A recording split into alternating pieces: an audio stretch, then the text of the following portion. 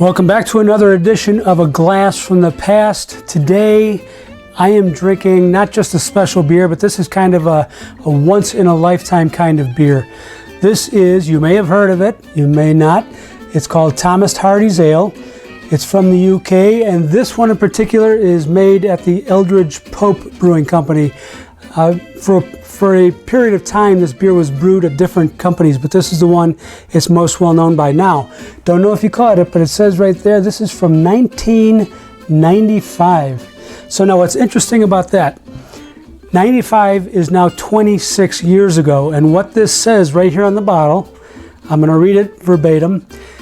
Its flavor will improve if stored at 12 centigrade or 55 degrees British cellar temperature, and will last for at least 25 years. So technically, this beer is a year past its recommended aging limit. So we're putting it to the test here. All right. The beer itself is dead as a doornail. There is not one single bubble in there, and that's not really to be expected after all this time. It's not really clear. It's a little bit murky, and as you can see, there's absolutely no head whatsoever on the in the aroma.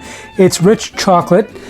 There's burnt toffee and a brief whiff of mild coffee in the background. This beer is very, very liquorish. On the palate, it's like oxidized malt syrup with a little bit of dark chocolate and toffee mixed in.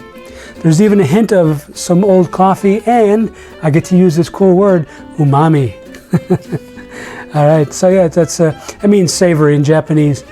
The finish is really a repeat of the mid-taste, but with interminable length. It just hangs on and on. Like I said, it's like a syrup on your palate. Very late in the aftertaste, there's also a whiff of smokiness, which was kind of unexpected. The mouthfeel, as I said, being repetitive here, it's very viscous and rich, very palate coating, and there is full throat warming going on in the end. This is about 11, a little bit over 11% alcohol. But as I said, it's completely dead on the palate due to lack of carbonation. So like I said, according to the brewery, this is supposed to be good for 25 years. I would not necessarily make that a cutoff point. I think this one is still drinking quite well, considering. And in fact, I would be willing to age it out maybe just a little bit longer. If you have some in your cellar, give it some consideration. And remember that every beer is an education. Cheers.